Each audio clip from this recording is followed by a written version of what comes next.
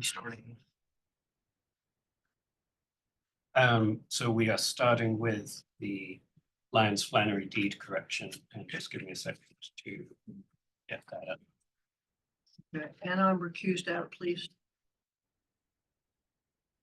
James? Check. Check, and He's raised. Sherry is recused for this item. Thanks. Thank you. In the minutes. There you go. Oh, She's filed a signed and written disclosure of everything's all back to the. But you will not just not participation. is she required to stay if we have a minimum quorum? If she leaves. No, I mean, The other items though. her recusal affect doesn't the quorum. defeat the quorum, Doesn't affect the quorum. does not affect the. I just wanted to check if you wanted to leave the room. Did you want to? I don't care, but it still doesn't Okay. affect the quorum one way or the other. That's correct. I was rather hoping it was the last item to go home, but never mind. Okay, so this item is for an easement that was approved by this body and recorded in November 2015. It's an 11-acre parcel on Buck Mountain Road, just to the east of Free Union. And the donation proposal, the recorded deed mentions a 400-foot setback that prohibits any structures to be built within 400 feet of the road. That's at the north end of the parcel there. The donation proposal that was reviewed by this body and accepted did not mention that setback. And the recordings of the meeting in which it was reviewed doesn't mention anything about this body discussing that as a potential condition or as a requirement for acceptance. The draft deed that was sent to us by the landowner's attorney included that clause, and we noted it as a kind of surprise addition that wasn't required but was acceptable since it was an extra layer of protection. And the only correspondence we had about it, that our comment wasn't responded to, and the deed was recorded with it in. On a recent monitoring visit, we saw that there was a large run-in shed for horses built about 150 feet from the road, so well within that setback. And it transpired that the landowners did not know about this restriction and had not intended for that restriction to be in place. And so we're recommending that the authority authorize the chair to sign an amended deed that would remove that setback restriction.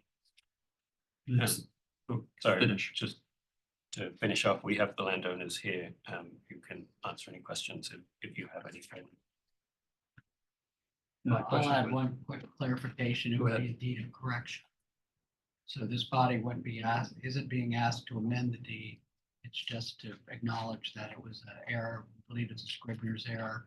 And so we would record a deed of correction. Could you retrace the history a little bit here? How did the 400-foot setback appear at all?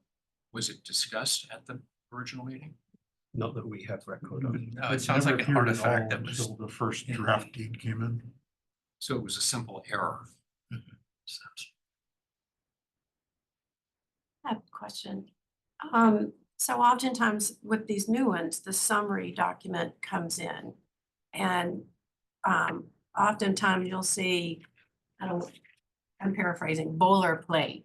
And we know in our mind that a lot of the previous conditions are gonna be in there. Since this was in 2015, when did we start? I remember there was a 300-foot from center line, and then it got 400-foot by center line. It may depend on what road it fronts. But when did that start showing up? There's never been a default setback. Every time you all have seen one of those setbacks, it's been drafted for a specific property because it's usually on a designated scenic highway. So there's nothing in the deed template, and there's never been a kind of default distance of a setback that comes in all proposals. When you do see them, when they're intended, unlike this case, that's an addition beyond what's in the template. So I can't really answer the question of when we started saying that, or when we started providing different distances, because the distances depend on the property, not on any standard term of the. So we do it primarily when it is a scenic byway. Virginia Scenic Byway or county designated entrance corridor. Or the times when we would specifically have full structure setback like that. And I've seen them at 300 and I've seen them at 400. Is there a reason for the difference? Usually topography, how far you can see into the property. We've had some that were shallower than that because a rise at the front of the property effectively cut off further view. We've had fairly deep ones on very flat properties or slightly rising properties where it's really easy to see into it. So it's different every time. It's also you know, the shape of the property and what the owners are able to commit to based on their future plans. So If this were typical, would we even have any setback on it at all? that's what is that? Buck Mountain, it's not a designated scenic highway, I don't think. Yeah. So. That's what I thought. Okay, just wanted to clarify. And are you the original landowners as well, or just the current landowners? No, we were the original landowners. So you donated the easement? Yeah. Thank The only thing about calling it a correction, and I guess we can format it, putting it before, but you know, it was on page 6 of the deed and both of them signed about the 400-foot setback. It sometimes happens either because on larger easements, DCR asks for it, or just because something later occurs to a landowner that they want to do, that they add restrictions after you all act. And we generally will accept that if it's an increase in the protection of the property. So it doesn't really faze us when we see something that's not part of the original proposal if it's in addition, if it's more protection. But So we'll point it out and say, hey, the authority didn't approve this, but This is the deed. you don't have to do this. And then sometimes there's discussion back and forth of whether they want to. But this wasn't requested by any other agency that's No, involved in this, and there isn't any other agency involved in this, correct? Right. And the 400-foot setback doesn't serve any useful purpose, No, we would. but from a conservation standpoint. I don't think so. I mean, again, we only apply that when there's an official designation of some sort of scenic highway. Scott, if you recall, this is a small property. Mhm. Why did we accept it initially? Well, it's a small property. It did have 5 development rights and this limited it to 1 dwelling. I think there's adjacent to other easements. It's adjacent to existing Mhm. conservation easement. And in the watershed of the South Fork River Reservoir. It has 10 acres of important agricultural soil. Those were listed as the natural resources. So in a case like that, it's often more the reduction to development in the reservoir watershed that's important. Oh, yeah, I would expect, I think it's just a mistake that Yeah, frankly doesn't make much.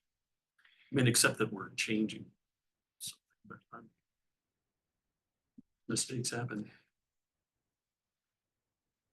I almost say it was more of a miscommunication rather than a mistake. I mean, it's stamped and notarized and signed and dated and right. It just seems like it was an oversight. I mean, a lot of times, even these deeds are templates as well, too. Or I don't Clone have a from lot of others. heartburn about it. I don't either. Correcting. I think it's just an error that slid through. You called it a scrivener's error? I mean, that's what I would call it. I think the donor's attorney had put this into the template. It was just in there, and I think the process was to have a paralegal create the deed, and that's how I think it happened. And I mean, it's not the first deed of correction I've done, so to Miss Merrick's point, deeds with errors get signed and notarized and recorded on a regular basis. Well, not on a regular basis, but on a frequent basis. I know I read mine real carefully. You may be the And I've exception. never loved the 300, 400 foot setback. Anyway, Maybe the um, exception though. I don't want to hold up this, but since I was the chairman at the time, the question is how this error happened. And it may or may not be germane to whether the body wants to accept a correction. The level of detail in the minutes is not sufficient to retrace a conversation. And it's been some years since we recorded the sessions. So to know what the sense of the group was at the time would be impossible to tell. We would have been skeptical of this because it's such a small easement and probably would be accepted, was accepted on the basis of it being adjacent to other properties. Nonetheless, I would be inclined to say we should accept this as a correction. But as the person who signed the deeds on behalf of the body, I don't know how we would prevent this in the future. Unless we do much more specific checking. Particularly if you're going to accept additional restrictions that have not been discussed or put on the summary document. Anything that I has a think we really number. should have pointed those out to the chair before signing, because it see the draft indeed and then review it against the proposal. James or I or both will review it and then pass it on to Richie. Multiple levels of review to make sure that at minimum meets the standard of what was approved. And then if we see something additional, we always point that out to the person we received the draft from so that they can decide what to do. At least if it's a deviation from what was approved, even though it's more restrictive, that should be pointed out before the deed is signed. And I'm not usually there. I believe we do. It doesn't happen very often, but I believe we do provide that input. Normally, we would say to the chair, this matches what you really call it. This matches what the authority approved, plus there's this additional restriction. We can make sure to do that if yeah.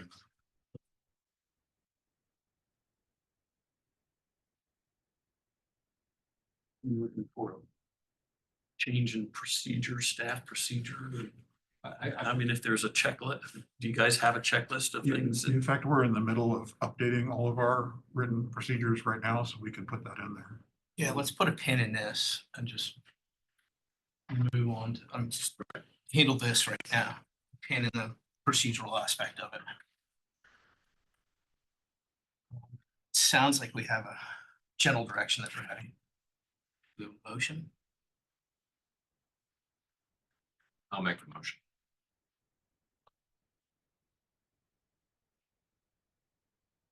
That is, we accept a deed of correction that removes the restriction.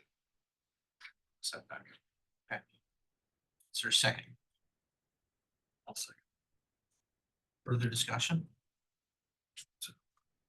All in favor? Aye. Opposed? There you go. Thank you all very much. Thank you all for your thank time. you for coming. 30-year-old mayors will be very happy. Just keep the fencing up. Pardon me? Just keep the fencing. Yes, well, we did, Thank you very much. Thank you. Good under elephants. Thank you.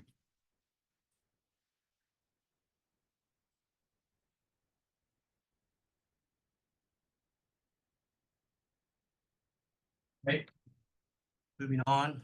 Yes. Give me 1 second. All right. The screen share function is playing up. Okay. Looks like we're ready. Yeah.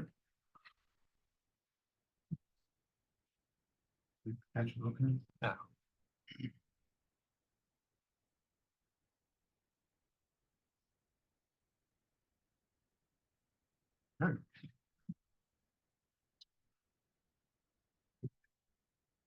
Alrighty, so some of you'll remember back in 2019, the UVA Foundation donated this easement on the Morgan East property. Morgan itself is to the southwest corner, just to orient you.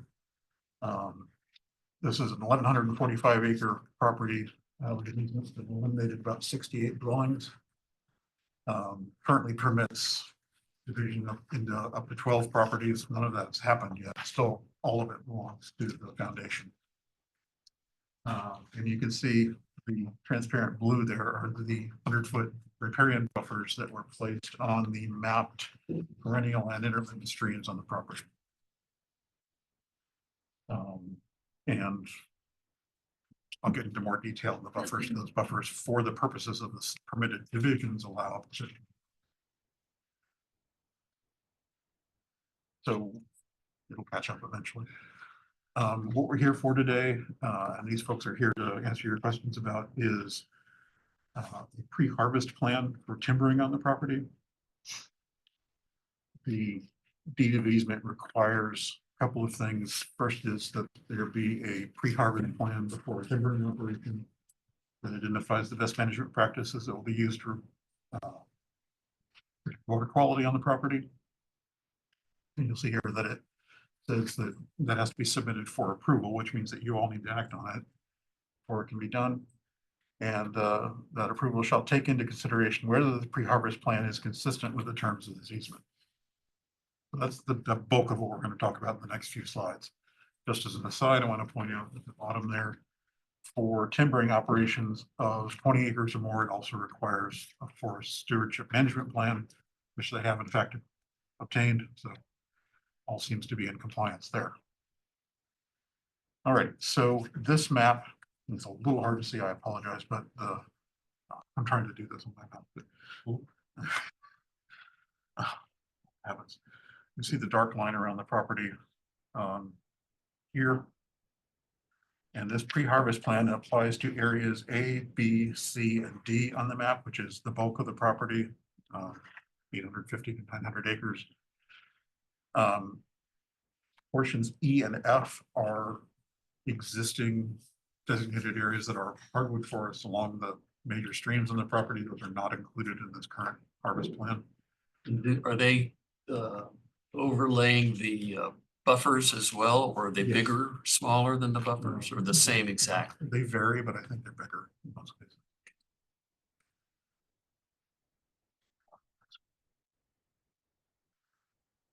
All right, so yeah, 848 acres in the harvest area. And so this body's action is meant to be a verification that that pre-harvest plan contains appropriate best management practices. I'll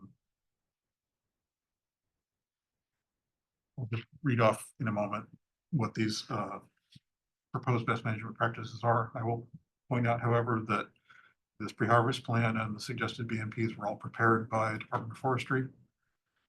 So I have faith that they are appropriate. They are laid out in detail in the pre-harvest plan, and they contain references to the BMP manual. This entirely seems to be an appropriate approach. So there are BMPs both for during harvest, for haul roads, log decks, and the skid trails, and then post-harvest for repair of the skid trails and the erosion control on all of the disturbed areas. All of that is what we would expect to see as part of a pre-harvest plan that addresses what's called for in this deed. The one issue I wanted to point out to you is how the the pre-harvest plan addresses riparian buffers. I mentioned in the cover memo that was sent out to you all before the meeting that the original plan only referred to the standard 50-foot riparian buffers that are typically used for forest harvest land across the state. But asked the landowner to provide a revised plan that refers to 100-foot buffers to be consistent with the easement, and they have done that. This morning I received a revised version that has those 100-foot buffers in there. They have additionally said there will be no crossings of perennial streams as part of this harvest. They have said that they may need to have some temporary crossings of intermittent streams in order to access timber areas that are not otherwise accessible.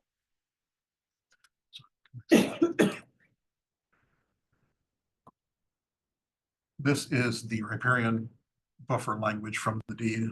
There are a couple of sections I want to point out to you. I will say that temporary crossings of the buffers are not explicitly addressed. That's something we might think about for the future for drafting, but this one doesn't have that. Generally in 1D, you can see it talks about no removal of trees with some exceptions. On the other hand, in 2, which lays out what is permitted within the buffers, there are things such as the crossings for the development lots that will eventually come and the creation and maintenance of trails. So the proposal here, again, is to have some permission for temporary crossings in case they're needed. And a couple of quotes from the pre-harvest plan as it's been revised as of today. Those crossings would follow DOF best management practices and would be bridge type crossings, which that was the element I was most hoping to see because that keeps the crossings up out of the stream bed, doesn't affect the stream bed directly. And that, minimize, only utilize when other solutions are not available and will be removed and stabilized afterwards if in fact they are needed. So again, while the deed doesn't really directly address whether or not temporary crossings like this are specifically allowed, I believe this is in the spirit of what's permitted under the deed and in line with the expectations for a timbering plan. So what we need from you all is a statement on whether or not you feel this plan is sufficiently in accord with the terms of the easement overall for them to go ahead. And it's been amended in the way that you asked for, Yes. or that's still in process? No, it's already been done. I received that this morning. What's the total acreage of the property? 1,145 for the whole thing, and it's about 850 in the 4 harvest This areas. is timbering 3/4 of the property. It's all, except for, well, not all. Everything east of the main road, 795, I think it is. Except for those large hardwood buffers down in the major streams is all existing pine plantations. Main question is this a tree harvesting plan, or is it a site plan for subdivision? I'll let you all answer that.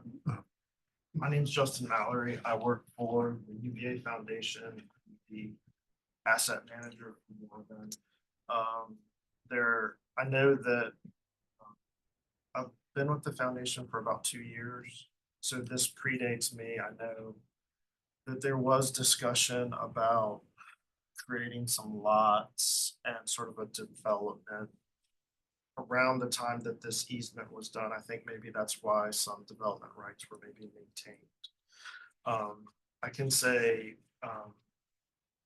the other part of that is in 2021, 2022 UVA. So there's a slight distinction, UVA versus UVA Foundation. Pretty familiar, but UVA designated Morven as its sustainability lab. So over the last few years, we've been going, since I started, we've been going into a process to define kind of what sustainability means at Morven and how that can serve UVA in providing sustainable research and activities for faculty, staff, students. Never in that time has any talk of, having any development at Morven in general or specifically to Morven East come up.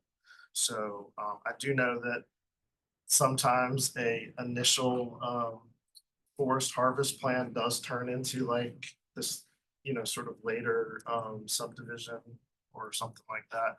That is definitely not the intention with this plan.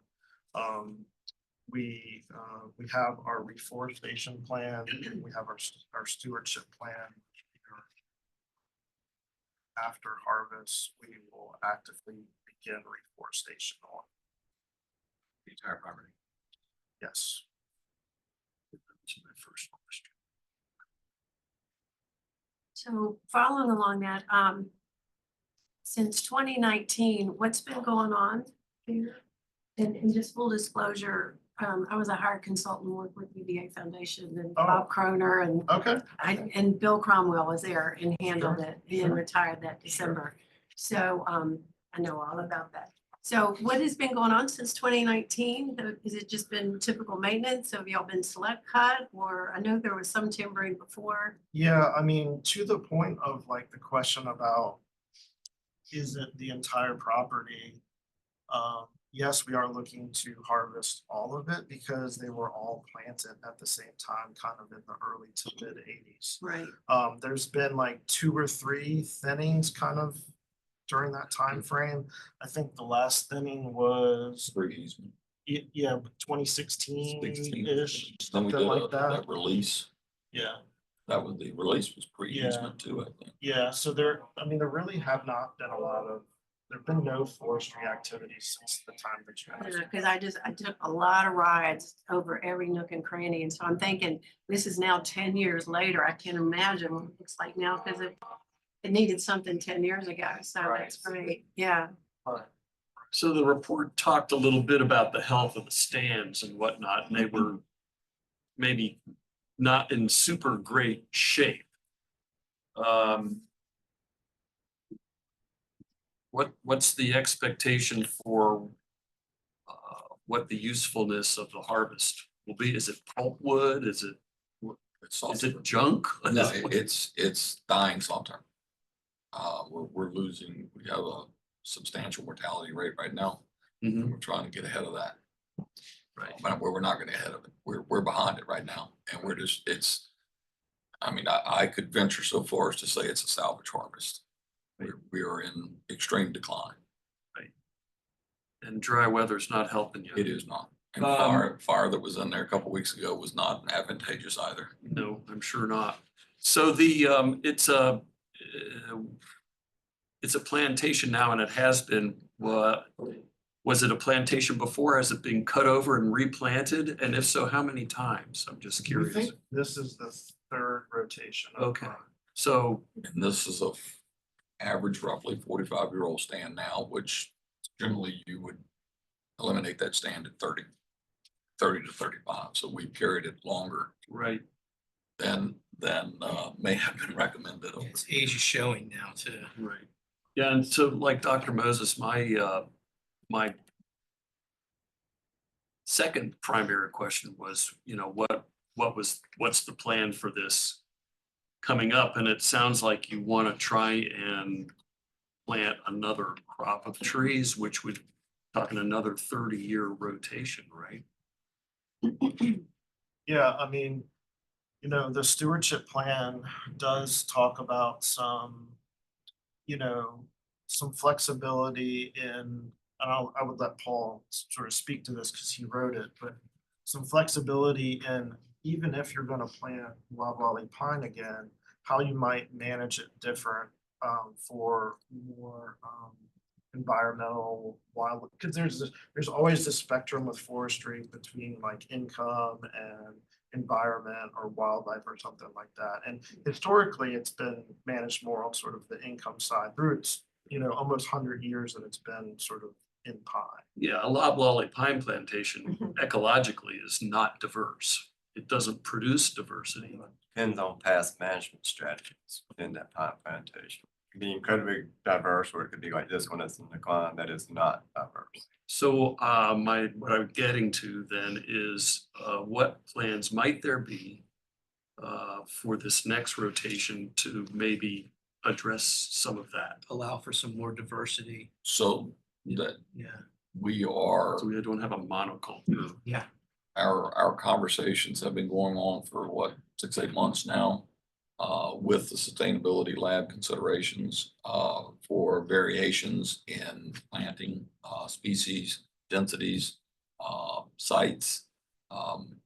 So once we start the harvesting process, we'll start focusing on each section individually to see all the different entities that have interests in the management of this. You correct me if I'm overstating here, so that we are giving consideration to all realistic alternative. We've already had some, what I would call unrealistic considerations of things, and you know, we've been able to say, well, cool idea, but it's just not going to work. You know, species that would be not appropriate, that you can plant them, and then you can find them dead the next day. They're just not going. We've already been uncovering, turning rocks over to give consideration to other ideas that we haven't put parameters in place to say we are limited to X. Right. So, Richie, what should our expectations be for what kinds of decision may not be quite the right word, but I'm thinking about what goes into the stewardship plan that addresses that, because we're being asked to approve something. We can't approve something that hasn't even been discussed yet. You're only being asked to approve the pre-harvest plan. The deed doesn't talk about authority approval of Management. post-harvest activities or future. Okay, that's a good distinction to Yeah, know. it's more like, that's out of our jurisdiction, so to speak. But I think we would be Seems comfortable, unfortunate, but because you're talking about a higher level of stewardship. Well, I think the easement allows for forest management without distinction as to say, in forest management, you can do X or you can do Y. And I don't think that would be appropriate to limit that outside of the forestry professionals to make those guidance.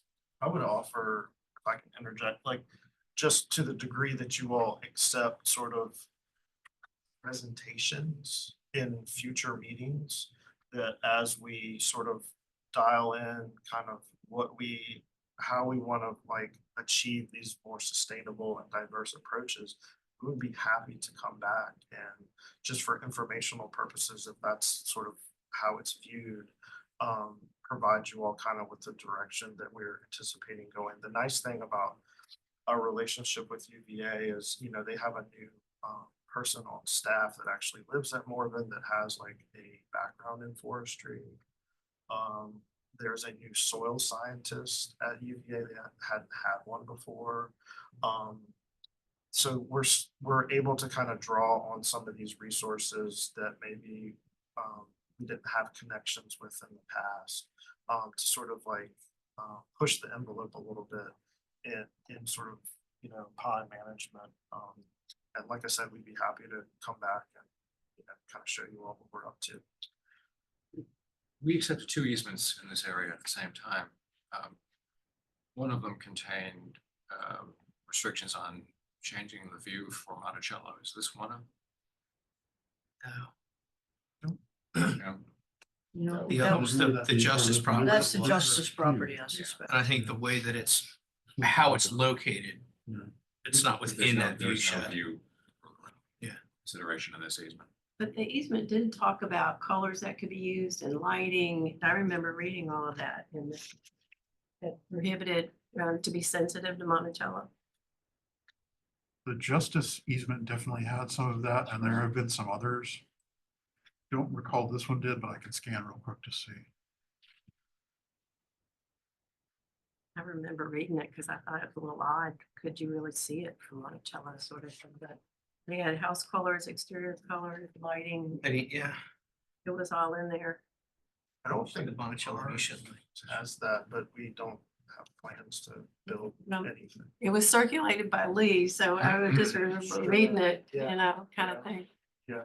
Oh, The yeah, justice property. You're right. I completely forgot about that one. In the section about structures, in the subsection about siting of buildings and structures, there are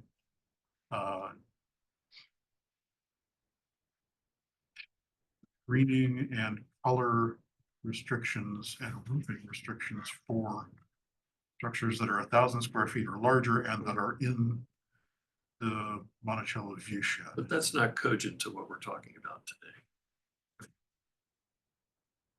And again, that's about structures. That's not about forest management. Go down that road. Does speak to mid-spectrum browns and grays and sandy tones. And not bright pastels or whites. Again, not having to do with the forest management, but Right. Gonna require a certain color of tree to be put. And decorate the Christmas tree. palm trees. All right, so somebody bring us back so into focus on what it is we're supposed to. Well, it be seems like doing. it's two-part, but the first part's contingent on almost stated intentions of how the replant, first part's the timbering itself. And I like the fact that the buffers went from 50 to 100. But then when that's gone, what's gonna happen? And it seems like allowing for the timbering is within our scope. We can't require them to do anything. We can't make specifics on the replanting. We can make requests and ask for good faith. Yeah, I'm not sure. I'm not the expert on that, but The deed requires two things regarding timbering. One is pre-harvest plan, which has to be approved by this body. The other is that if they're doing more than 20 acres, they have to have a prepared stewardship management plan, which they do. That doesn't have Mm-hmm. an approval step for you all. I'm confused by that we have control over the pre-harvest plan, which sure sets out all the things about how to do the roads and stream crossings and all of that. But the most important thing happens after that in a way, in terms of, What's the end result? yeah, Right, but well, for a what deed- happens after that is what affects the conservation value of the easement. I I don't, disagree with you, but for a deed like this that is fairly open as far as future land uses, that allows forestry and conversion to pasture and some degree of residential development. The ideal situation might be a post-harvest plan that leads to replanting for a more diverse forest, but they're not required to keep it in forest at all. With a more kind of farm and forestry use deed like this one. We have others that are very different. I get it. This is what we can. A pre-harvest plan should have, to some degree, the replanting in it. I mean, I was just looking for the place where that might be, but it isn't just that it deals with the things that happen before the first tree is cut. And most of the reason for the pre-harvest plan is water quality. Yeah. So it does make the most sense that that's an important thing. This pre-harvest plan does. And I was just looking to see, there must be something in recommendations that says in the pre-harvest plan that the property will be replanted in a certain way. I just haven't found the place right this second. There's a post-harvest, but it's more about. Well, the foresters are here. They can tell us how does that normally It's work? more We obviously in don't the plan. Yeah, go through this part of the process that, I've never seen a pre-harvest plan that addresses reforestation. From my perspective as the regulatory agency, right, our goal is to ensure first and foremost that Virginia law, the silviculture water quality law, is adhered to prior to, during, and after harvest. So in our view, pre-harvest plans are designed to allow operators to affect their business at that point without running afoul of the law. Should provide them ways that they can do that, that meet the minimum standard plus go above the minimum standard. Law's law, we can only enforce to a certain point. We can control, beg, and plead. Beyond that, land use after that point may not be in our prerogative or even our jurisdiction. However, in this case, this is Lovelly Pond. There is Virginia Sea Tree Law, which is on law of Commonwealth, which says, in short, that provisions need to be made to either allow natural regeneration. Right. So that there are X number of pine seedlings growing, free to grow after a couple of years, that you plant it back, or the land is converted to a bona fide land use. Right. So if they choose, if a landowner chooses any of those three options, they meet that litmus test. It's not our job to choose for the landowner. Oh, for sure, what the Yeah. future use is, and that's fair enough. But it might actually be a good addition to the recommendations. I was just looking through it and you've got the, the water bars and you've got smoothing out the disturbed areas. Once it's, finished. Upon completion, roads, shall be smoothed out and water barred. It might be nice to, or it might make a better pre-harvest plan if you actually had what was available in terms of the seed tree law. Not necessarily which one you're gonna do, but say, these are the three things, one of which may happen. Well, Probably not on this stand, but on some, people don't get around to doing the planting and you end up with a mess. And it'd be nice to be able to look back at the plan and say that, there was a recommendation in there that wasn't followed. Justin, his group, there is a letter from the agency that the foundation has considered, reminding them of the responsibilities under the Virginia Seed Tree Law.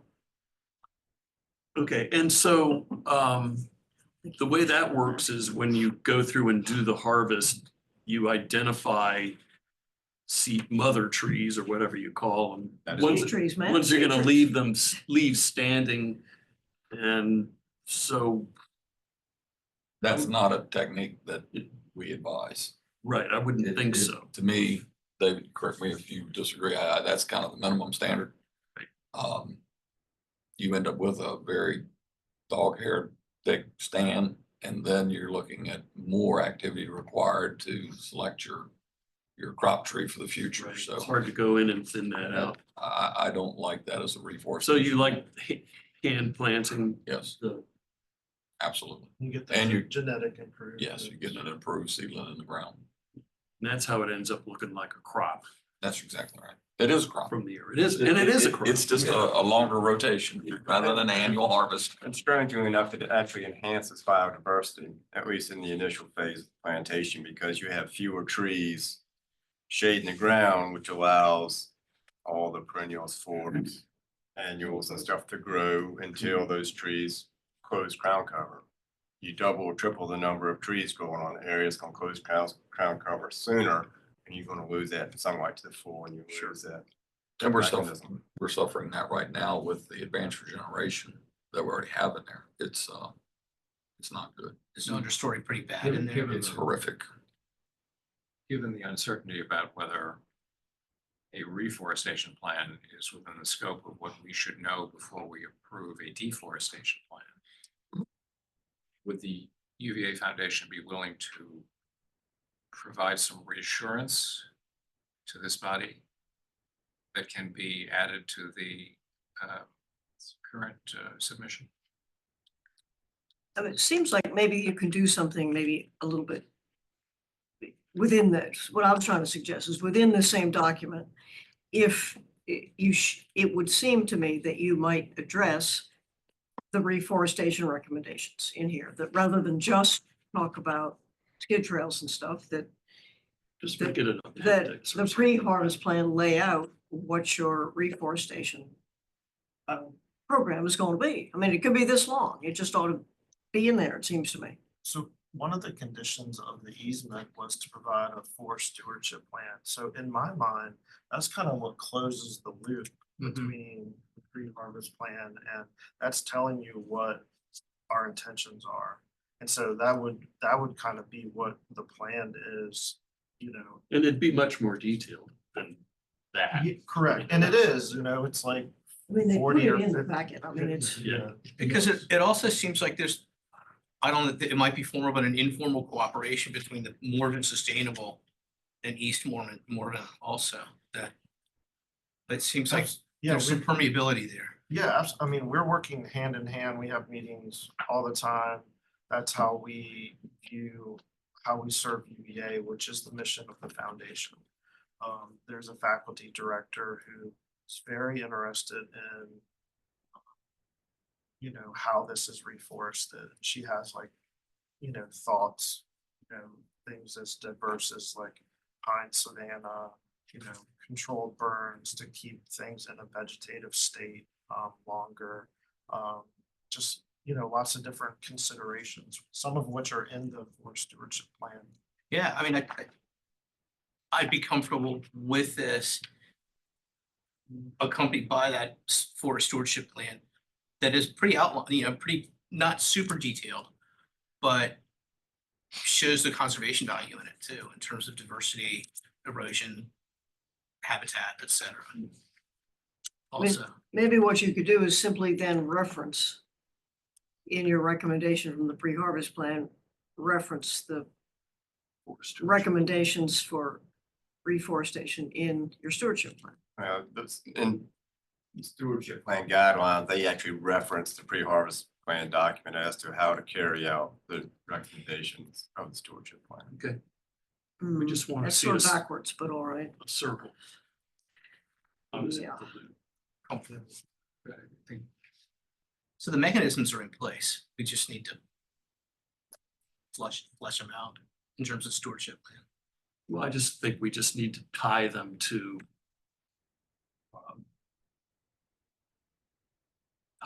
our approval. Yeah. So that our approval acknowledges that these things exist and that they are helping to drive the process. And I understand it's a little bit of a laboratory environment. You know, they want to use this as a teaching and learning tool.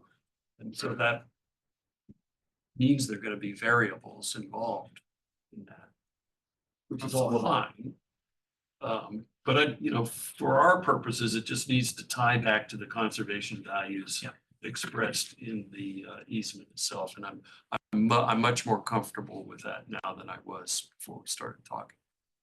I mean, that's sort of what my point was of saying, because the document we approve is the pre-harvest plan. The stewardship plan, I think, simply needs to exist.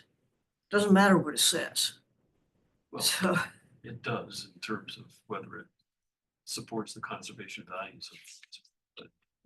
What I'm not words on the sure page say is that they even have to says have that.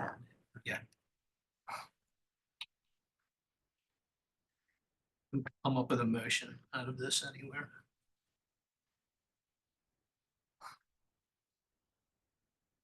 Well, yeah, sure. I move we approve the pre-harvest plan with reference to the forest stewardship plan as a guiding document for post-harvest activities. And the specific things you all were trying to get at were simply, you need the buffers expanded from 50 or 66 feet to 100 feet. Yeah, and right? they've already put that in there. Okay, but I mean, Yeah. that seemed to me the root thing you're looking for in this motion, right? Do we need to say No. that? Because what you're acting on is the most recent version. The most recent version And has. it was All right, distributed okay, you all, all right, I have it, and it was received this morning, it has that 100-foot. Yeah. Specification in it. Okay, second. Further discussion. Dr. Moses, you look pensive. Smear, I'm good. all in favor of the motion stated, Aye. Aye. opposed? Approved. Thank you, gentlemen. Thank you. Appreciate it. That was educational. Education. Thank you all. Always willing to come in and talk if we need to. Before we completely leave this issue, I'm not sure exactly what the deed says, Bozachi. But my thought is that the board doesn't need to approve these things. This should be a staff deliberation. And if it says the authority has to approve it, that's you all as arguably as it's us. For understandable reasons. Namely Turner Mountain. There's been long been a reluctance on the part of the authority to delegate decisions to staff outside of open meeting. I think eventually, not just for timbering plans, but for lots of things, we need to get to the point where you all feel that you can trust us to handle a certain list of types of decisions that are fairly routine. But we'd like to have you all say what that list is, so that we know when we're in our lane and when we're not. I understand Sherry's point. I find this very interesting. This is a big easement. It's 1,100 acres. It's informative to us as we look at other things, and I enjoyed reading it and learning from it. So, you know, it's a big deal, and I think y'all did the right thing, obviously bringing it forward. This is, this is the procedure we have. Is there's nothing right now that's delegated to staff, and that's different from how other holders do it. And this is one of the things we were going to bring up over the year was, how do we get to the point where some subset of the kinds of decisions that require an approval in these deeds can be delegated to staff and which ones can't? Just for, I mean, if nothing else, it's fair to the landowners who have fairly minor approvals, 50 square foot, building size increase or something like that, that having them wait for a month to 2 months to get a quick answer like that seems inefficient. Well, and a lot of times the staff is better versed in these things. It may, it's interesting to us to hear about it, and it's good cover for you all if it's a high profile easement like this one is maybe. But, hopefully you all know more about pre-harvest plans than we do. And I think the answer is because there's. You guys can go if you want. I'm happy to answer your questions. Forestry made it. That's what our agency does. Could I add another dimension to that? This is a chance for the foundation to make a showpiece. Yeah. And we've talked about timberland as a crop with no consideration of the wildlife, the habitat, and our automatic conversion to agricultural use presupposes that a pasture or equivalent is preferable to forest land. And that's a very debatable position. So there's an issue going forward for the terms of easements that we accept anew, where there's a lot of timber. But also for a property like this, where you have the chance not to make an error that many people do make. So we would love to be able to cite you as an example. Yeah, like Of a process to follow. an ideal world that's replanted in a way that doesn't ever need to be reharvested. That, like you're saying, this is a salvage harvest Yeah, right but now. they're gonna plant another crop. But if it's loblolly, Right, well, that's what I'm saying. In an ideal situation, it wouldn't be a crop. It'd not be a crop.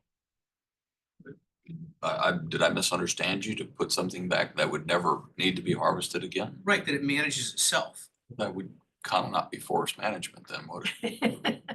Natural selection. Forestry is the only naturally renewable resource this country has, aside from coal or gas. And Right. that's a little bit longer timeline. No, that's, So- I guess where I was headed was not looking at that specific property as a natural resource to utilize in terms of production. And I mean, we have about 1,000 acres of hardwoods on Carter's Mountain, the backside of one proper. And that one, the most recent forestry activity there was a ash harvest before the emerald ash borer came in. And so it was really just Salvage. targeting That was a salvage too, yeah. That was 10 years ago.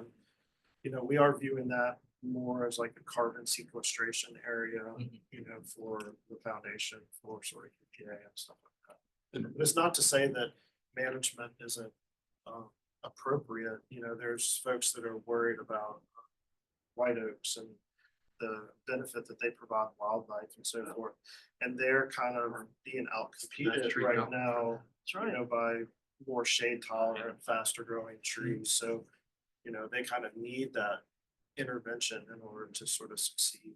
The science also shows that a managed stand of timber sequesters far more carbon than a mature or unmanaged stand. So And as long as you're not burning the trees that you're harvesting. That's what we're trying to do, because we just had fire in there, what, 2 weeks ago? You do more carbon if you do it. Every crop is another round Thank you, of gentlemen. Thank you all carbon very much. sequestration. Thank you. Thank you, gentlemen. Appreciate it very much. All right. You want to finish your point? I think we're done. Next up is the McCormick Ray donation proposal. Might be a nice contrast. So this is set up.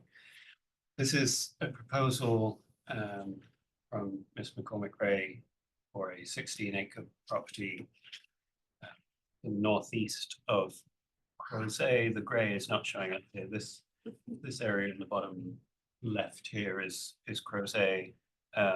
This is Garth Road running up to the top here. This is Whitehall. The parcels in green are existing conservation easements. So this would extend this large block of protected land and add to it a bit in the north. There were 6 theoretical development rights remaining on the property, and it's staff opinion that 3 to 4 of them were usable given the topography of the property. So no extra dwellings are proposed in this proposal, so we're saying that approximately 3 to 4 dwellings would be eliminated. Before we go to the natural resources, I wanted to give you a kind of overview of how the property lies. We have the driveway coming in here on the top down to the dwelling and garage in the middle. Orange is critical slope and purple is 100-foot buffer on the stream. So there's a fairly steep stream valley running north south through the property and an intermittent stream running down here from the northeast. And then this section here, there's a rise to a flatter section, but that's vacant, and most of the property, that bit included, is all forested. So the natural resources we've identified are 4.5 acres of critical slope on that stream valley, about 700 feet of perennial stream running north-south, and 600 feet of intermittent stream joining it at the bottom. It's located in the Port Urbano Reservoir watershed and shares approximately 1,000 feet of boundary with existing conservation easements. The proposed terms include no subdivisions, 3 parcels to be conveyed as one. The existing 3,000 square foot dwelling would be permitted, and expansion of that dwelling up to 4,000 square feet. Accessory structures limited to 1,000 square feet and must be within 100 feet of the dwelling. In agricultural buildings limited to 1,500 square feet. Be no ponds permitted in the proposal. And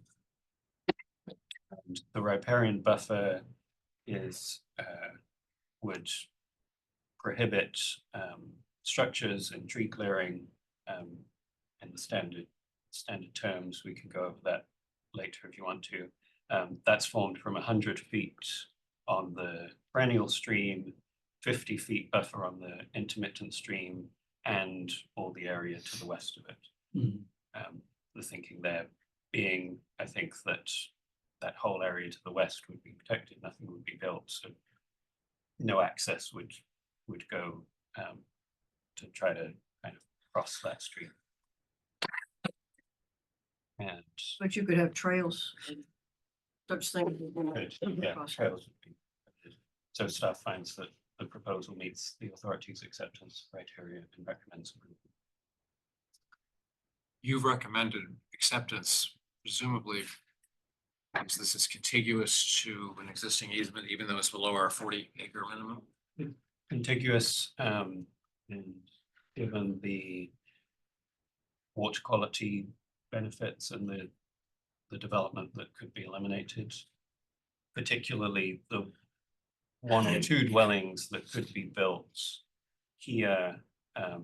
You see this, the westmost parcel has some theoretical rights.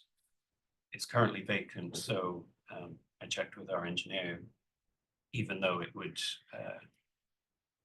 not be up to county standards, we'd have to find a way for them to be able to put a driveway down the hill, cross the stream, up the hill, to allow them to use at least one of the theoretical development rights. Yeah, I was a little surprised you recommended in favor of it because it's so small. I was a little curious. So it's held in 3 parcels, 56B, 56C, 56D1.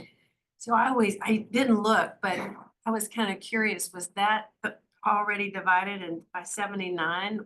Because it looks like parcel 56 got divvied up quite a bit. Yeah, these are all parcels dating back to They're 1979. heinous. And there are actually 2 of them are McCormick Ray, but that third one is Carlton Ray. Is that right? Like they're related, but it's a different, you know, they must be related, but it's different ownership. Carlton Ray passed away, so they just have to update the record. Oh, okay. This proposal's been in the works for at least 10 years. Carlton Ray was a faculty member at UVA in environmental sciences, who I knew from working with him in the. He may have been on this authority years ago. I remember him from He was, some such thing as he was this. on the Natural Heritage Committee in the Biodiversity Work Group, long time ago. So I talked to him and his wife Jerry 10 years ago or more, and they wanted to go ahead. They had some other issues they were dealing with, so they didn't get to it. So I believe it's now their daughter who is actually in ownership of all 3 parcels and is kind of finally figuring it out. So it's all in one ownership, or it will be before you do the easement? I think the reason that one says Carlton is that our real estate department just hasn't caught up yet, because he's no longer with us, so it's certainly not in his hands. It's going to be in his daughter's hands. Are you gonna consolidate the parcels? We have never felt like we have the ability to force people to do that. I mean, if she wanted to do that, it would be great. I can see the advantages of it, but But the conveyance here as one parcel, it accomplishes that, doesn't it? It might. Doesn't it eliminate the interior boundary lines or the parcel designations? and since there's only What one Rick would like to do, but I mean, I think it's a good idea. I mean, as Richie knows, we've got a long history of thinking that that's a good idea at VOF and trying to accomplish it when it's possible. And it just reduces the likelihood of lawsuits in the long future.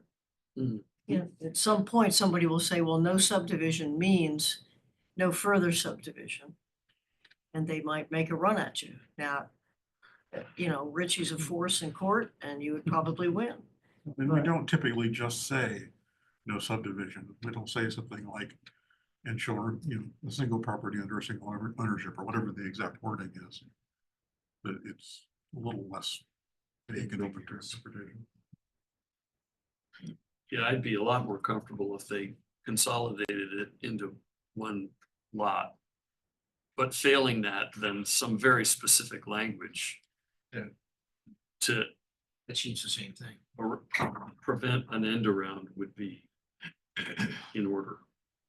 I mean, we've done them, we do it by operation of the deed, which doesn't affect the appraisal. And it strikes me as a good idea. No, the middle parcel, 56C, has that pipe stem to come off Cedar Knoll. And then 56D fronts Cedar Knoll. And 56B doesn't have any access unless you can go through. Also has. There's 2 pipe Two pipe stems. Yeah, Oh, it goes all the way back. Oh, those were, They're heinous. they were designed with intent, building intention. somebody just really got it out. So, it is a little concerning when you think, because all three of them have access. Since this is a small easement, we should, I think, feel free to ask that this be conveyed as one parcel with either having it Consolidated. re-recorded that way or specific language in the deed that makes it unambiguous. I think specific language gets the point across, but it's less threatening. So there are two houses though. So there's a 56D has a house. And then 56C has a house. No, there's only one dwelling. There are There- two addresses, 2650 Cedar Knoll and 2686 Cedar Knoll. I don't have that. Is that this house that I'm circling here? There is one small parcel. Right, I think the one you're circling is, it looks like 56C parcel. That's not.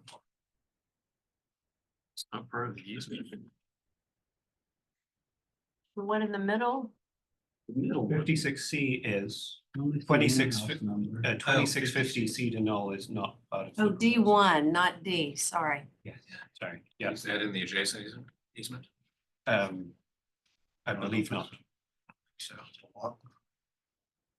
I missed the No, one, not. it's sliced and diced many times, D1.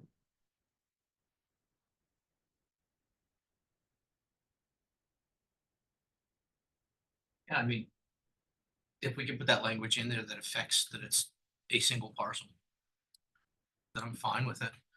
The language usually says it's all to be treated as one parcel and it can only be conveyed as a single parcel. It's not clear. It's not clear enough. Do you think they'll still try and run around it? Sure. I'm trying to pull up the template language and I'm struggling. I'm not saying somebody would succeed. I'm just saying it's safer. What's the problem with extinguishing the lot lines? Making it one lot? Why It's is? not a problem, it's just a process that we Yeah, have it's to go it's an through. additional expense for the landowner to have to pay the county and a surveyor to go through the plat process to do that. What Jerry recommends is a process whereby we could do it, that they could eliminate the interior boundary lines. We've discussed that, and you're more knowledgeable than I am at this point in time. Yeah, it seems, well, I don't know why you would have to go through all that other rigmarole just to erase the interior lines. I mean, it's just the operation of the zoning ordinance and subdivision. In order to make a change like that, where you're increasing boundary lines, that's, Are there surveys of the three lots? Or the whole thing? I don't know if there's anything. There's recent. gotta be with those pipes downstairs, Yeah, right. you know? I mean, if there's surveys of the constituent parcels, you could probably maybe get away without requiring a brand new survey that simply shows the exterior boundaries. And it would be good practice for the county to do some of that and kind of be realistic about consolidation. If there are existing surveys with reference to the state code to see where the latitude is or isn't. So just looking at the template, which I finally managed to make come up. Under division, it says, section 2, part 1, separate conveyance of a portion of the property or division of the property is prohibited. That's fairly clear. As long as the property is clearly referring to all three lots and not. The property is a term specified by reference to the legal description of the deed, which will include the plat lots covering all three parcels. It's just that it's a small tract. The feature of it is that it's only gonna have one house on three parcels. And eliminating the potential and temptation for somebody in future to say division equals subdivision further than what exists of record. You could lose, that's all I'm saying. I kind of feel like that's what the deed template language says, but if you all feel strongly about it, I suppose what you can do is, rather than simply accepting the proposal and authorizing the chair to sign the deed, you could add to such a motion the requirement that that not happen until the landowner does a boundary line adjustment that combines all three parcels, if you feel strongly that it's necessary for the future safety of the deed. I mean, I think the county should make all accommodation that it can. I mean, we're There's not charging the guy fees to do something like this, et I cetera. guarantee you that, in fact, I don't know of any way that's possible. I've had lots of people ask me for things like that over the years, and I'll be happy to protect this as long as you can get rid of those fees. We can't. It's set by law. Everybody that wants to do a parcel combination or a boundary line adjustment or subdivision is subject to the same requirements. There's nothing in the ordinance that allows us to say, hey, these are nice people doing a good thing. We can drop the fee. What's the cost of that sort of? No, I mean, it's gonna be. You'd need a new survey and somebody. For the application, plus whatever you have to pay the surveyor. Yeah. To do the plat for you. I don't live in that. Sounds like $5,000. But If you Yeah. need a plat, I mean, my thought is if it's already surveyed, you may not need a plat. No, it would probably isn't gonna be a permit. You're gonna have to have a current survey. 50 plus years old. Yeah, you gotta have a current What survey. a tangled web we weave. Scott, would you read the template that's in there, that the property shall not, what was that? Says, under division, it starts off with separate conveyance of a portion of the property or division of the property is prohibited. And then there's a Whole section thing of, can be sold. there's an optional section after that for larger properties where you might permit a certain amount of division. And then it says, for purposes of easement, division of the property includes but is not limited to recordation of a subdivision plat, judicial partitioning of the property, testamentary partitioning of the property, or pledging for debt of a portion.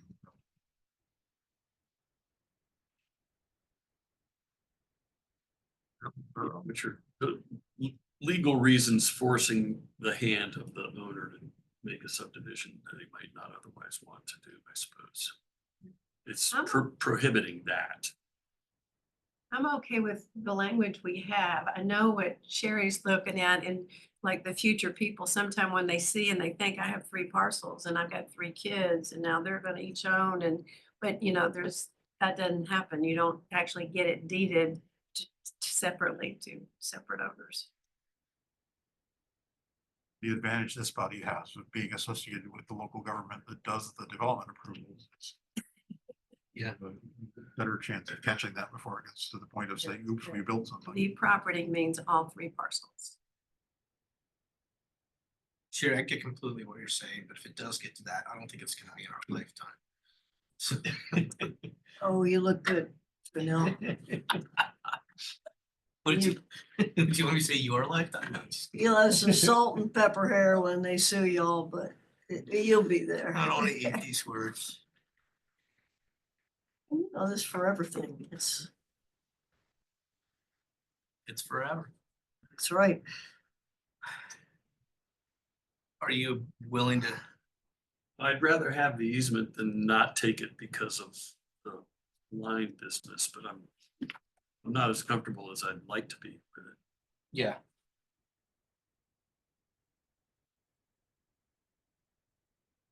That's You where I can am. convey to the landowner and her attorney that you all suggest it would be a good idea to do that. Whether they do it before the recordation or after, not sure it matters all that much if it's done soon, It doesn't matter. They mustn't do it beforehand. well, for their own purpose. Right. Do we care? Yeah, because if they screw it up, they'll come after you. You told us to do it. They do it, but do it right, that's all. But all I'm saying is, we can pass that on to them as a strong suggestion without necessarily making it part of the action. What do we do, Chip? Why are you asking me?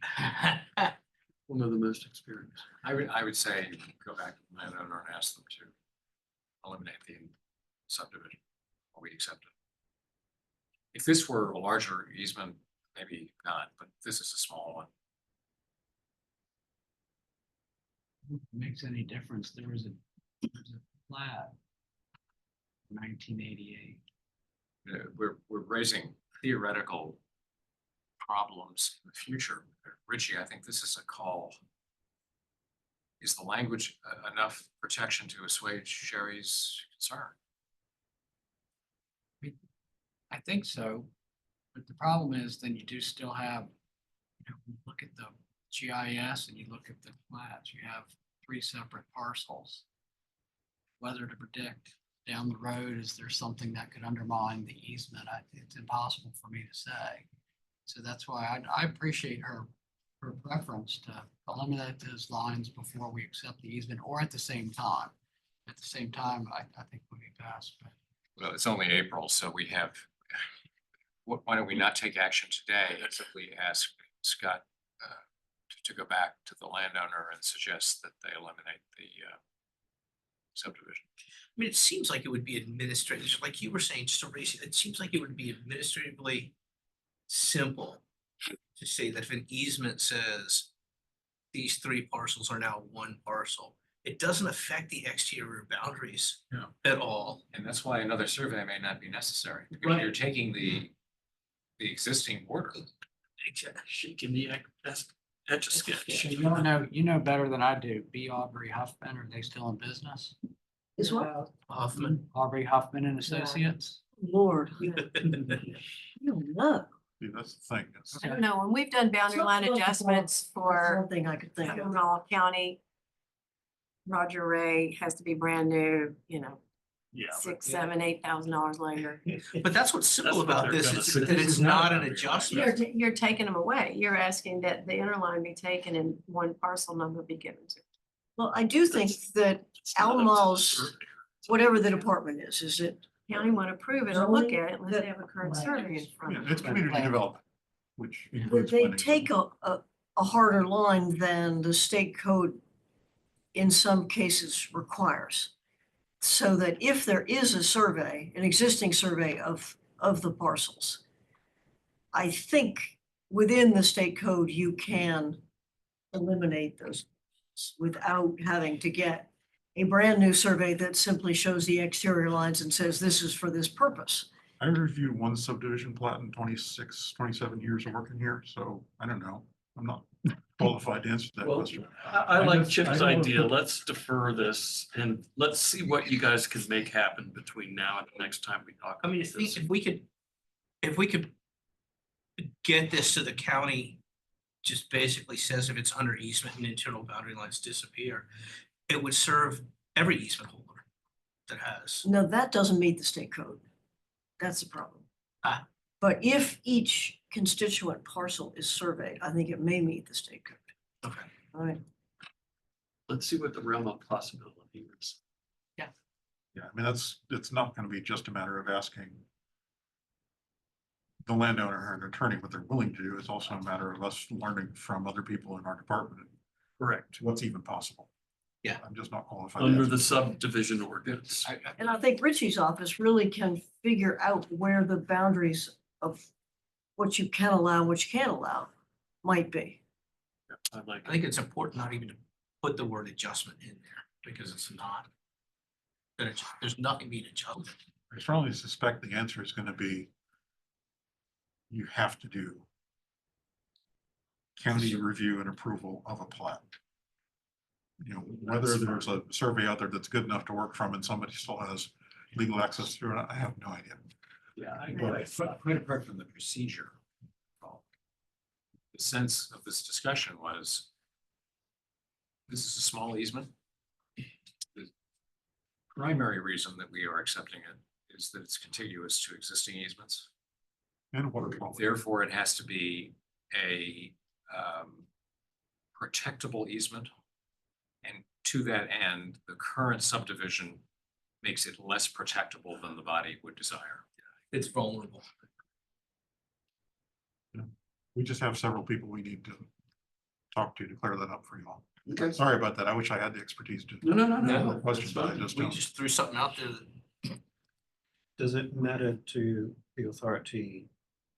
I'm not sure if this is correct, but in talking to our engineer about the potential dwellings, the development rights that could be usable, it was important to him that the western parcel is currently vacant because we have some obligation that the landowner be able to use at least one development right on a parcel. On each parcel. If they are combined, it's possible that by combining them, the county no longer has to allow them to carve out a driveway, and so the applicant is then weakening the proposal. Yeah. As I say, I don't know if that's true, but from conversation, I think you're right, because the key point there is reasonable use to avoid a taking, like a regulatory taking. We're supposed to make sure that we were leaving reasonable use in each property. And this is, I realize, arguable, but generally the county's position is that reasonable use means the ability to build the first dwelling.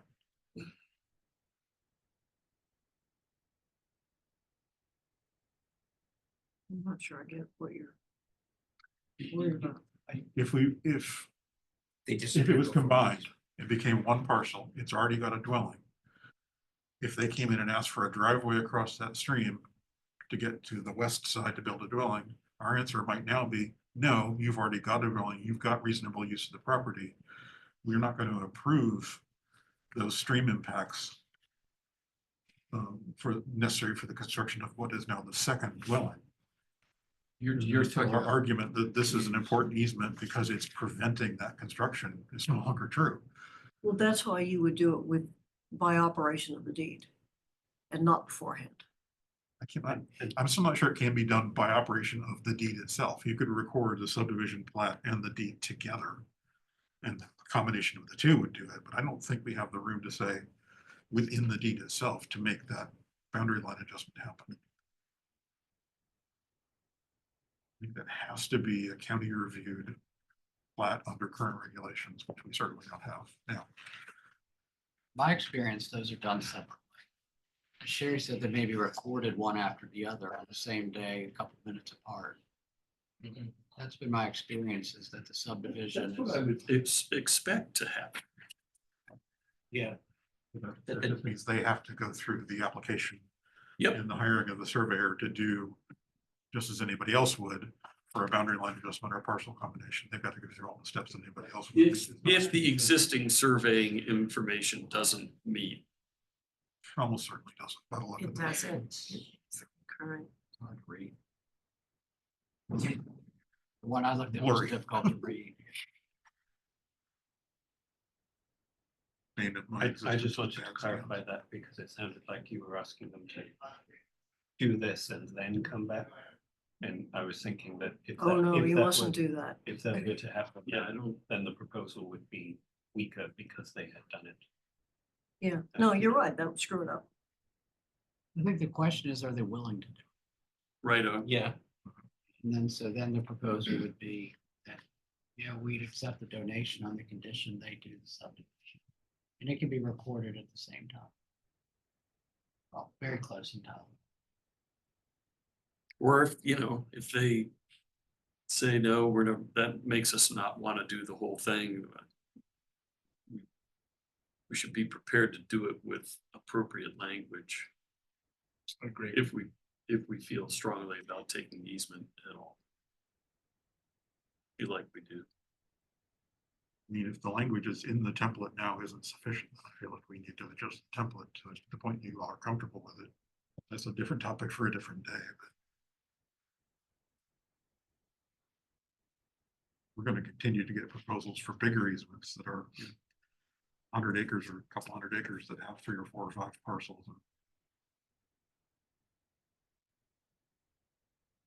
I think we need to make sure that you all are getting the fact that that whatever the template language is, makes it clear that those can't be divided either. Right. I mean, this is the first time we faced this. We've been, I feel like we've been okay with this language. let I me, find it hard to believe that it is, but maybe it is. Jerry's brought this up with other proposals. think of a development, think of the following scenario. It's 1,000 acres. There are X number of current potential dwellings on 1,000 acres. We receive a proposal that divides the 1,000 acres into whatever the minimum zoning will allow, with the common space held by a separate corporation. what do you protect if a landowner comes to say, we want to donate 20 acres that is surrounded by common land? And oh, by the way, we are only owning an interest in that property as a member of the corporation. That's Bundoran. We have it already in the county. Yeah, Bundoran is a special weird case because I didn't mean to confuse the issue by citing an example. But we're gonna confront this on a much larger scale, assuming the easement, our ability to accept easements continues. my cheat code answer to get out of answering your question is that current RA zoning doesn't allow for common open space. It's an RPD. Hmm? It's an RPD, but I mean, Well, closest it's a thing. PRD, which is something we no longer approve in the rural areas. It's planned residential developments that have 5 or 10 or 20 individual lots, and then that long skinny snaky thing between them all, that's meant to be common open space, but there's 5, 6 of those out there in the rural area from the 70s, but we don't do those. Current RA zoning, everything's an individual lot. There's no open space. Common area. Yeah, I don't answer any question. What are we doing with this one? I mean, there's a very nice easement example out by Panorama Farm called, I think it's Ardwood. And it was a 38-acre easement donated many years ago. And it was made up of 38 1-acre non-conforming parcels of record that were, It could still be built on. and, you know, we did the easement. But those parcels of record, you know, if somebody were to say further subdivision or subdivision means that which is not contained in parcels of record, you could go back to having 38 1-acre lots. The fellow who donated that easement was Commissioner of the Internal Revenue Service. I mean, the authority has an easement similar to that on Walnut Mountain. 22 lots, something like that, that were already platted and ready to be built. Same people used to own where the cidery is now, what's it called, Castle Hill? So this was a separate set of parcels Yeah, at the top of the mountain above that. yeah, They were sure. already platted out and ready to build, and they gave us an easement that eliminated, I think, all the dwellings. It's a hunting camp now. What did they do with the boundary lines? That- What did they do in that one with the boundary lines? They're still there. There's still 20-some parcels up there. I mean, in theory, the language that we all have in these deeds is expected to be sufficient. It's just that it would be stronger, safer, and more durable if Those lines didn't parcels exist. of record that cannot be used can be extinguished. I think it's easier for a landowner, and we may not talk about the original owner, we might be, as you all say, 75 years down the road. For me to sell a parcel to my neighbor without going through the full title search and without citing this deed, or maybe I purchased the full parcel without the title search and without reference to this deed, and so then I sell off a parcel to my neighbor. It puts the county in the position of, if they look at it or they get it, then they say, no, we don't approve it, if they're in that position. You're not necessarily in that position. Puts this body just in the position of enforcing it after the fact. Right, exactly. And if you don't have those internal boundary lines to begin with, then you don't have that risk of me selling off, 10 acres to my neighbor. That's right, that's right. I mean, we all hope it isn't gonna come to be a realistic problem, but, you It know, will. Maybe not. I may not be alive when it happens. Thing- Well, things that can go wrong. I have no doubt. So, Right, yeah. the first one to fall, the rest will follow. Yeah, really.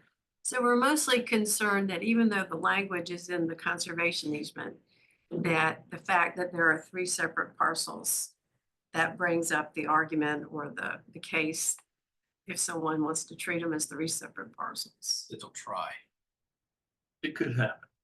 I can't recall the case, but I've seen deeds that didn't reference like they're required to the conservation easement or something. Oh, so it got hidden or lost. It's hidden or lost. It doesn't mean it's not there because it's a matter of record, Mhm. but you know, as a lawyer, I like to avoid the problems in the first place. We just had, this has to do with Sorry, Orange, but counselor. this has to do with Orange County and Madison County, but anyway, Duke's brother-in-law, Randy Merrick, owns a property in Madison Mill, about 28 acres. And it's there on the river, and the river, you know, separates Madison and Orange. And across the river, Randy's property is like 20 acres on the Madison side and like 10 acres on the Orange side, which is odd because usually you draw the line at the, just like the county line is there. But anyway, and he's had all the surveys and it's all fine.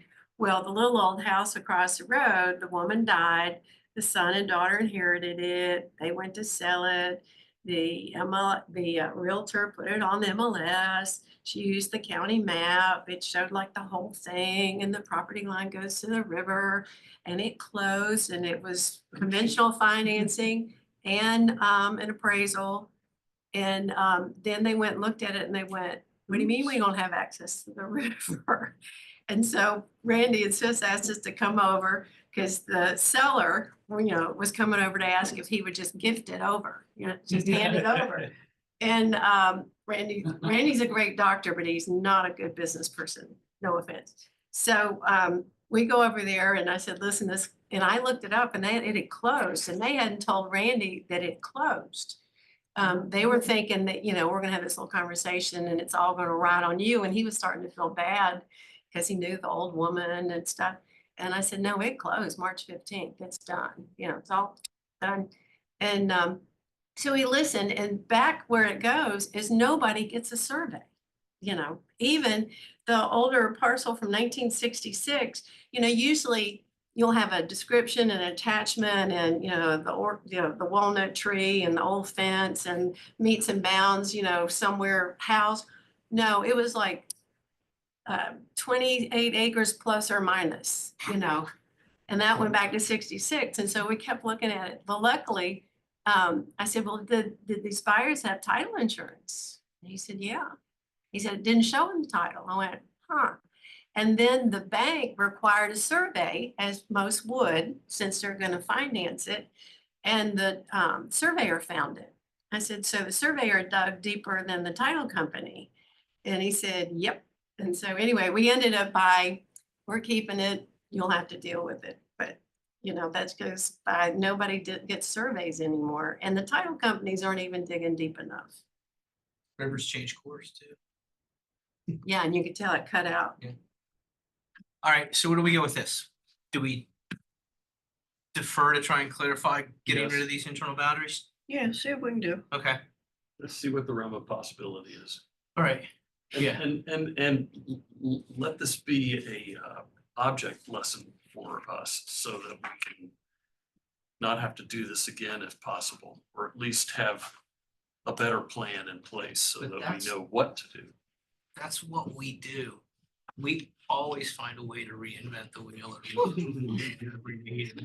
Whatever. Well, but you say when you have a potential. You reinvent the next wheel. Plan to eliminate the internal boundary lines. That the body prefers that as to have it happen. At a minimum. Yes. And I generally check my understanding that what you are saying is not do that before we complete this process, but just agree that we're not gonna sign a deed. Jay's not gonna sign a deed until the deed and a final plat of that combination are both ready at the same time. for Yeah, everybody. because we don't want to, We don't want to diminish. we don't the want to gift. screw the pooch, on the easement itself. Yeah. So I don't know what the timing is. Richie, you can figure out It's like sequential recordation. what the sequence needs to be on My that. experience is that you get the certificate of plat, you get their proof that the county signs. And then, of course, we'd have our deed of easement. We record the certificate of plat. I mean, literally right before the deed of easement. The deed of easement would reference the certificate of plat that was recorded immediately before. Or you could record long the as that plat works. immediately afterwards and reference the fact that the deed will consolidate by its operation, that But usually the Parcels. updated legal description in the conservation easement is gonna refer back to that previous plat. Yeah, But the plat comes, if the plat comes first, then it makes it a lot simpler to refer to clarify the legal description in the deed, and at which point the deed of conservation easement will only talk about that single parcel. right, but that's how you may screw up your tax deduction. all right, because the appraiser might look at it and be like, on the Yeah, day you of guys that figure gift, it it out. was one Yeah, whole look at parcel, it. so it doesn't have. We know those what the just- trip hazards are. Let's avoid those.